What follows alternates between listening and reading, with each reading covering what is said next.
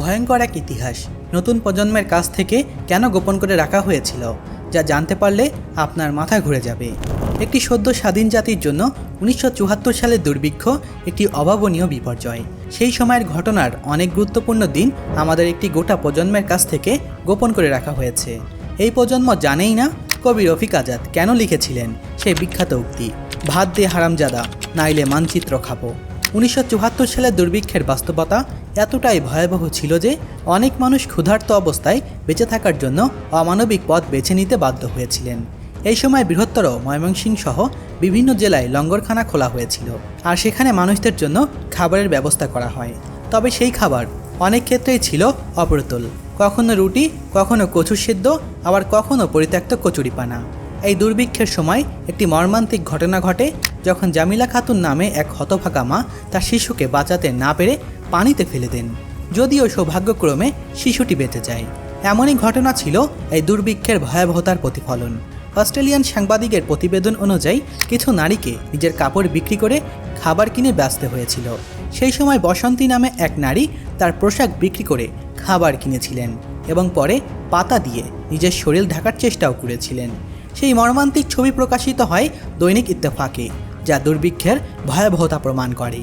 কবি রফিক আজাদ সেই প্রতীকী প্রতিবাদমূলক ক্ষুধার্ত মানুষদের অসহায়ত্বের চিত্র ফুটিয়ে তোলে।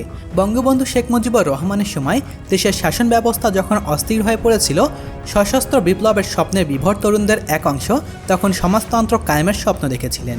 এদিকে কিউবার কাছে বাংলাদেশের পাট বিক্রির সিদ্ধান্তকে অনেকেই দুর্ভিক্ষের অন্যতম কারণ বলে মনে করেন। যুক্তরাষ্ট্র এ কারণে বাংলাদেশের সাহায্য বন্ধ করে দেয়, যার ফলাফল ছিল খাদ্য সংকট। অনেকেই মনে করেন দুর্ভিক্ষের মূল ছিল শাসন ব্যবস্থার অব্যবস্থাপনা এবং দুর্নীতি।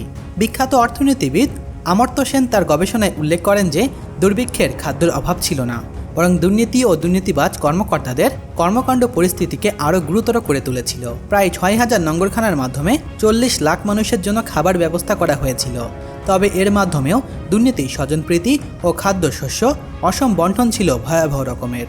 অনেক মানুষই তাদের ছেলে ও মেয়েদের বিক্রি করে দেয় শুধুমাত্র সামান্য কয়েকটা চালের জন্য।